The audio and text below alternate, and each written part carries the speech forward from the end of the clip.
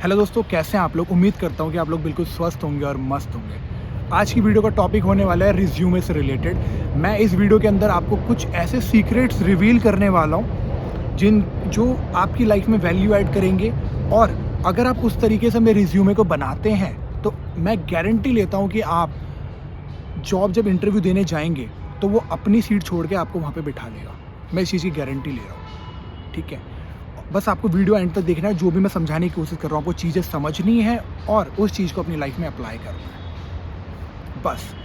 तो चलिए वीडियो को स्टार्ट करते हैं। देखो, आज के टाइम पे रिज्यूमे से रिलेटेड बहुत सारे कोर्सेज आ चुके हैं।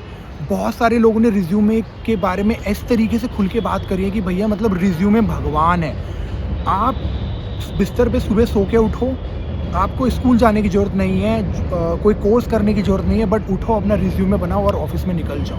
बट रिज्यूमे उनके अकॉर्डिंग बना होना चाहिए। रिज्यूमे अगर आप जैसे जो कोर्सेज में बता रहे हैं ना, महान इंसान वो लोग, देवता, सो कॉल्ड देवता हैं वो लोग हमारे लिए। तो अगर उनकी जिस तरीके से वो रिज्यूमे बता रहे हैं, अगर वैसा आपने रिज्यूमे बना लिया है तो भैया आपको तो कोई भी बंदा, मतलब मैं तो कह रहा हूँ जो कंपनी का सीईओ है ना, वो आपके पैर छुएगा। भाई तू मेरी जगह आ जा, तू बैठ जा। भाई क्या रिज्यूमे है तेरा, बकवास। बाहर आ जाओ, इस मिथ से बाहर आ जाओ। आज के टाइम पे ना आप लोगों के दिमाग में इतना गंद भर दिया गया है ना, ये कोर्सेज बना बना के ऐसे बेच रहे हैं ना कोर्सेज रिज्यूमे के बारे में, और लोग पागलों की तरीके से यार ये कोर्सेज खरीद रहे होते हैं। मैंने खुद लोगों को देखा है पर्सनली, अपने नोन में बंदों को, कि यूट्यूब के ऊपर जाके सर्च कर रहे हैं कि रिज्यूमे कैसे बनाएं, बेस्ट रिज्यूमे कैसे बनाएं।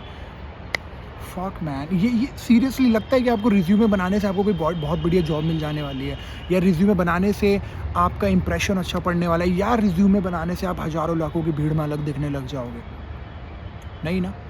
मैं अगर सपोज एट हायरिंग कर रहा हूँ, सपोज एट मेरे पास 5 पोस्ट हैं और मुझे 5 वैकेंसीज़ मेरे पास पड़ी हैं और मुझे उसको फुलफ़िल करना है ऑफ़िस के अंदर। अब मेरे पास रिज्यूमे आई है, मान के चलो 100 रिज्यूमे आए हैं। तो आपको क्या लगता है, आप लोग खुद ही अपने मन में सोचो जो भी वीडियो देख रहे हैं, कि क्या मैं सारे रिज्यूमे को देखूंगा या फिर मैं सारे कैंडिडेट को इंटरव्यू के लिए बुलाऊंगा? नहीं। अब यहाँ पे आप लोगों के दिमाग में आएगा कि ठीक है, हकीकत बात है, सारे बंदों को तो नहीं बुलाऊंगा। अब ये आप लोग, कई लोग ये बोलोगे कि भाई तू अब जो चीज़ें डिसाइड करेगा किसको बुलाना है किसको नहीं बुलाना है, वो तो रिज्यूमे के बेस पे करेगा ना। नहीं, मैं ये सिलेक्ट करूँगा, ये डिसाइड करूँगा मैं एक्सपीरियंस के बेस पे, नॉलेज के बेस पे। एज अ बिजनेस पर्सन हमने आज तक कभी ये ध्यान नहीं दिया कि उसका रिज्यूमे कितना बढ़िया दिख रहा है, यार वो बंदा कितना बढ़िया लग रहा है फोटो के अंदर। देखो रिज्यूमे फोटोज भी लगाते हैं ना, वो कितना सेक्सी लग रहा है, देख नहा धो के आया, नहा धो के फोटो लगाई हुई है इसने अपनी, इसको बुला यार, बढ़िया दिख रहा है दिखने में। ऐसा करके नहीं होता है। हमारा एज अ बिजनेसमैन, मेरा हमेशा फोकस ये रहता है कि कौन सा बंदा हमें क्वालिटी प्रोवाइड कर सकता है कम पैसे में। अगर एक बंदा है जिसके पास 8 साल का एक्सपीरियंस है, एक बंदा है जिसके पास 4 साल का एक्सपीरियंस है, 4 साल वाला मेरे से किसी चीज़ के लिए 20,000 रुपये मांग रहा है, और वही 8 साल वाला बंदा वो वही सेम चीज़, वही जो मैं 4 साल वाले से मांग रहा हूँ, वही सेम चीज़ मुझे वो बंदा 18,000 में करके देने को तैयार है, जबकि उसके पास एक्सपीरियंस ज़्यादा है, पैसे भी कम ले रहा है। तो मैं उसको बुलाऊँगा ना, ये थोड़ी ना बुलाऊंगा कि यार 4 साल का है, बट 4 साल का एक्सपीरियंस है, बट रिज्यूमे बहुत मस्त दिख रहा है, इसको बुलाओ। नहीं, हमारा हमेशा एज अ बिजनेस पर्सन हमारा हमेशा फोकस यही होता है, और मेरा नहीं, सारे बिजनेसमैन का, बिजनेस वूमेन का, सबका यही फोकस होता है कि कम पैसे में ज़्यादा चीज़ें हमें कैसे मिल जाए, ज़्यादा क्वालिटी कैसे हो जाए। कभी आपने किसी बिजनेसमैन को ये बोलते हुए सुना है कि भाई मैंने उसको रिजेक्ट किया बिकॉज उसका रिज्यूमे अच्छा नहीं था, मैंने उसको रिजेक्ट किया बिकॉज वो बंदा तो अच्छा नहीं था लेकिन उसका रिज्यूमे बढ़िया दिख रहा था, मैंने उस बंदे को इसलिए रिजेक्ट किया क्योंकि उस बंदे का रिज्यूमे अच्छा नहीं दिख रहा था, और उस बंदे ने अपनी जो फ़ोटो लगाई थी बिल्कुल भी बेकार सा दिख रहा था, उसमें ऐसा लग रहा था कि नहाता धोता नहीं है ये, और उसने ना कुछ चीज़ें वहाँ पे लिखी नहीं थी। मतलब उसने ये नहीं लिखा कि वो उसकी हॉबी क्या है, या उसने ये नहीं लिखा कि उसकी एक्सपीरियंस क्या है, ऐसा कुछ। ये बिजनेसमैन के मुंह से आप ये चीज़ें कभी नहीं सुनोगे। जो बिजनेस के अंदर है ना, एक्चुअल में जो धंधा कर रहे हैं, जिन लोगों के लिए ये रिज्यूमे ले लेके आप जा रहे हो तो काम दे दे भैया काम दे दे, वो बंदा कभी ऐसी बातें नहीं बोलेगा। ये कौन बोलते हैं, जो एचआर होते हैं, जो कि खुद, क्या बोलूँ मैं, सॉरी वो वर्ड यूज़ नहीं कर सकता, जो कि खुद तो नौकरी कर रहे हैं, बट सामने वाले बंदे को इन्होंने ना उसके दिमाग में गंद मचा दिया कि भाई आप, तुझे अगर नौकरी करनी है, रिज्यूमे बढ़िया सा बना के ला, तभी हम तुझे सेलेक्ट करेंगे। मुझे आज भी याद है, जब मैंने आज तक जॉब नहीं करी है, मैं पहले बताता हूँ, और जो मेरे नोन में बंदे उनको पता है, बट मैंने बस एक जगह इंटर्नशिप करी हुई है, और जब मैं इंटर्नशिप करने गया था वहाँ पे आज भी याद है 83 बंदे आए थे इंटरव्यू के लिए। आई वॉज अलोन देयर, जो कि 12th पास करके आया था। इस भीड़ में था कि मैं वहाँ पर अकेला था, कि जो सिर्फ 12th पास करके गया था इंटरव्यू देने। और मैंने उस टाइम पे कोर्स किया था, जस्ट डिजिटल मार्केटिंग का कोर्स किया था। और जब मैं इंटरव्यू देने गया था, मेरे पास रिज्यूमे था, प्लेन एंड सिंपल रिज्यूमे, क्योंकि फर्स्ट टाइम बनाया था, नॉलेज नहीं थी, रिज्यूमे बस बना के पहुँच गए थे। और वो वर्ड से बनवाया था मैंने बाहर मार्केट से, बिकॉज उस टाइम पे मुझे नहीं आता था ये कंप्यूटर मीटर ज़्यादा यूज़ करना। तो उस टाइम पे जब मैं रिज्यूमे बना के गया था, वहाँ पे सारे बीटेक MBA ये सारे बंदे कर करके वहाँ पे बैठे हुए थे, और सारे कोट पैंट के अंदर प्रोफेशनल सूट पहन के बिल्कुल मस्त बैठे, और मैं इकलौता स्वेटर और जीन्स के अंदर गया था।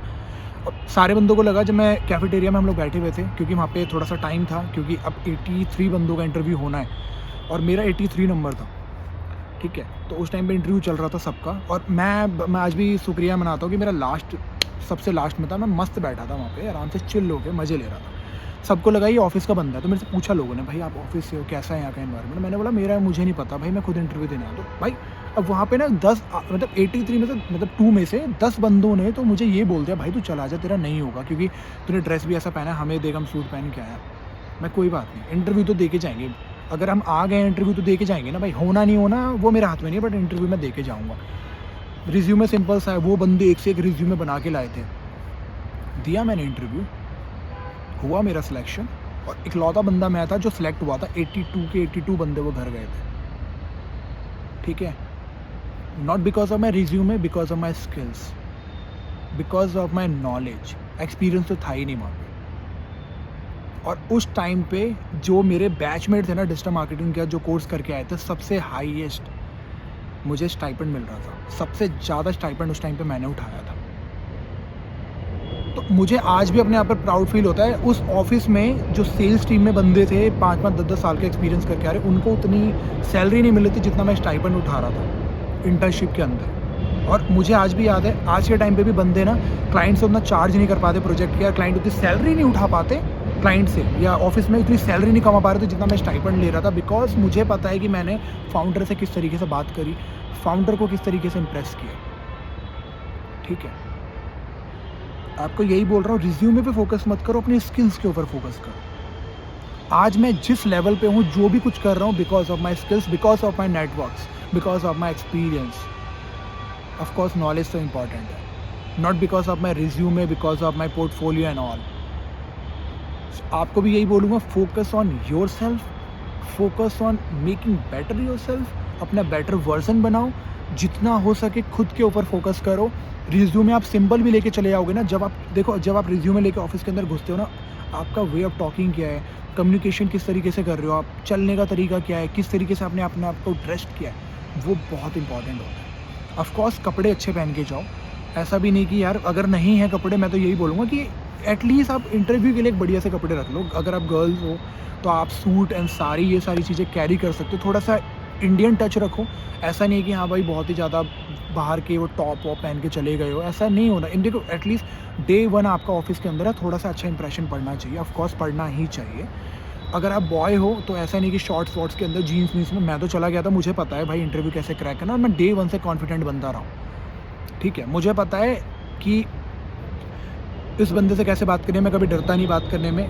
कितनी भी बड़ी से बड़ी, महंगी से महंगी डील हो, मुझे रिजेक्ट करने में और अप्रूव करने में शर्म नहीं आती। मैं खुलेआम बात करता हूँ, किसी से भी करनी होती है तो मुझे पता है कि हाँ, मेरी कम्युनिकेशन स्किल्स के ऊपर मुझे भरोसा है, बट मैं कर लेता हूँ। बट आप लोगों का नहीं पता मुझे, आप लोग जैसे वीडियोज़ देख रहे हो, तो प्लीज़ अपने आप को वेल ड्रेस्ड करके जाओ, पर्सनैलिटी थोड़ी सी डेवलप करो, बात करने का तरीका अच्छा रखो, चलने का तरीका थोड़ा सा अच्छा रखो, वो इंपॉर्टेंट होती है। किसी के सामने अपना रिज्यूमे या फाइल्स प्रेजेंट कर रहे हो, वो इंपॉर्टेंट है। जब आप उससे बात कर रहे हो तो अपने बारे में सारी चीज़ें खुल के बताएं, और सिर्फ वही चीज़ें बताएं जो आप कर सकते हो, जो आपको एक्चुअल में आती है, ठीक है।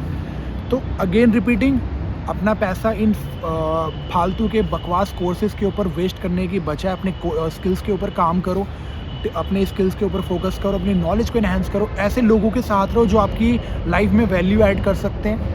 ऐसे लोगों के साथ नेटवर्क बनाओ जिनके पास आपसे ज़्यादा स्किल्स हैं, आपके से ज़्यादा एक्सपीरियंस है। हाँ, हो सकता है आपको स्टार्टिंग डेज में प्रॉब्लम आएगी, क्योंकि कई बार वो बंदा ये सोचेगा भाई इसके पास तो कुछ नॉलेज नहीं है। वो हाँ, प्रॉब्लम आती है, ऑफकोर्स आती है, हमें भी आई थी, बट पीछा मत छोड़ो, लगे रहो। कोई ना कोई आपको बेटर बंदा ज़रूर मिलेगा जो आपकी हेल्प करेगा। और कोई नहीं मिलता है तो मैं तो हूँ ही। आ जाना मेरे पास, कमेंट सेक्शन में कोई भी डाउट है कृपया करके मैसेज कर देना। विल डेफिनेटली ट्राई कि आपका प्रॉब्लम जो है वो as soon as possible will solve. और इंस्टाग्राम तो है ही अपना, इंस्टाग्राम पे मैं बार बार कहता हूँ कि हाँ इंस्टाग्राम पे आके हमें आप मैसेज कर सकते हो। Will definitely try to reply जितनी जल्दी हो सके। मिलते हैं इसी टाइप की नेक्स्ट यूज़फुल वीडियोज़ के साथ। तब तक के लिए थोड़ा सा अपना दिमाग खोल के रखें, जो भी अपॉर्चुनिटीज़ आपके पास आ रही हैं ग्रैब करने की कोशिश करें, बट उन अपॉर्चुनिटीज़ पे ये भी ध्यान देना है कि क्या ये आपकी लाइफ में वैल्यू ऐड कर रहा है, क्या ये आपके लिए एक्चुअल में सही है या क्या आपके लिए एक्चुअल में गलत है। ये चीज़ें आपको पता होनी चाहिए, गलत सही के बीच में डिफरेंस करना आपको आना चाहिए, ठीक है। तो प्लीज़ ये वीडियोस अगर आपके कोई फ्रेंड हैं जो कि जॉब सेक्टर में हैं या फिर कुछ वर्क कर रहे हैं, उनके साथ ये वीडियोस को ज़रूर शेयर करें ताकि उनको भी पता लगे कि भैया फालतू के पैसे बर्बाद करने के बजाय खुद के ऊपर फोकस करोगे वो इम्पॉर्टेंट रहेगा।